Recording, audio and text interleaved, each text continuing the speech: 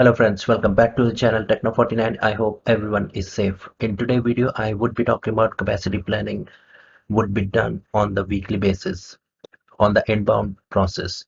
So I have put it down all the information here. I have taken the forecasted call volume, that is 12,000 calls, AHT 380 seconds, and on the basis of that we have to calculate the number of agents with shrinkage, on phone hours, what would be the occupancy, what would be the lunch, small break, and agent required with shrinkage. So this video is going to be kind of very interesting, and this is very important topic that generally asked during the interview. So please do not skip the video and watch the complete video.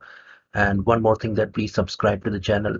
In case if you like it, share this video also. So now let's start with the video.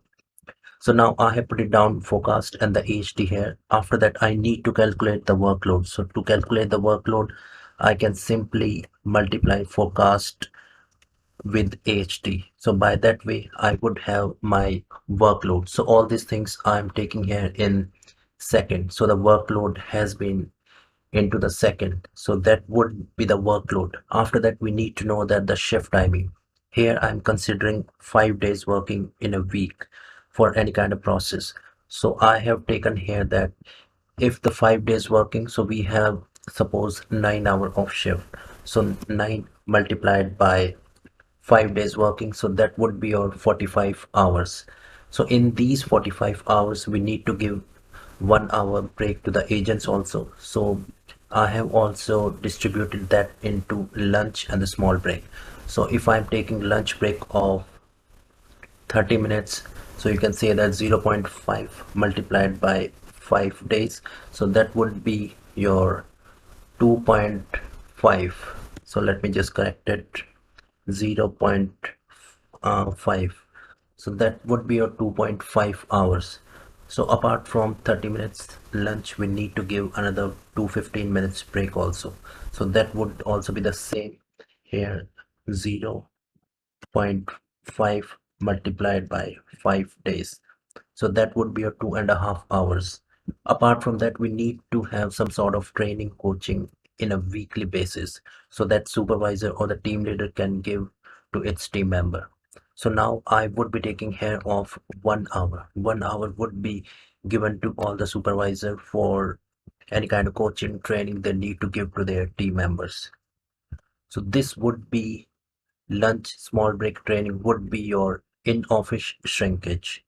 Now, after that, we need to know that what kind of occupancy we are talking about here. So I'm taking here occupancy is 80%. 80% I'm taking here because that is the most common occupancy that generally considered.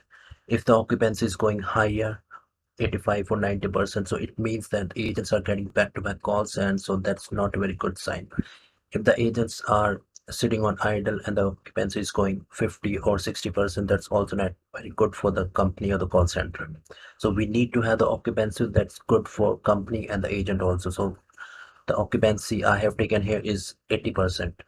Now we have to calculate the on phone hours. So it means that for how many hours in a week the agents would be actually on phone or would be productive. So to calculate that, we can simply have this calculation, bracket open. We have shift hours in a week would be your 45 hours. We have minus, we have lunch, minus we have small break, minus we have 1 hour of coaching. And after that, we need to know that what would be the actual hours. So bracket close, multiplied by your occupancy. I have multiplied by occupancy because not 100% of agents would be occupied all the time. So we need to have 80% of occupancy should be there. Out of 10 agents, 8 agents should be occupied and rest 2 agents would be on avail. So I hope that is clear. So I'm just putting down the formula once again here. So from 45 hours, what we have for one agent minus your lunch, small break, training and coaching multiplied by your occupancy. So by that way, we would be having 31.2 hours productive, actual productive hours for one agent. After that, we need to calculate agent call per agent. Calculate call per agent. How many calls can be taken by one agent in a weekly basis? So now we have this 31.2 hours multiplied by your 3600 divided by your AHT, which is 380 seconds. So that would be, so let me just multiply that, not multiplied by divided 380 seconds. So one agent can handle 295 or approximately 296 calls in a week. Now you would be wondering that you want to know that why did I multiply it by 3600, because AHT is in seconds, so we have to convert that into the seconds. That's the only reason I have multiplied by 3600.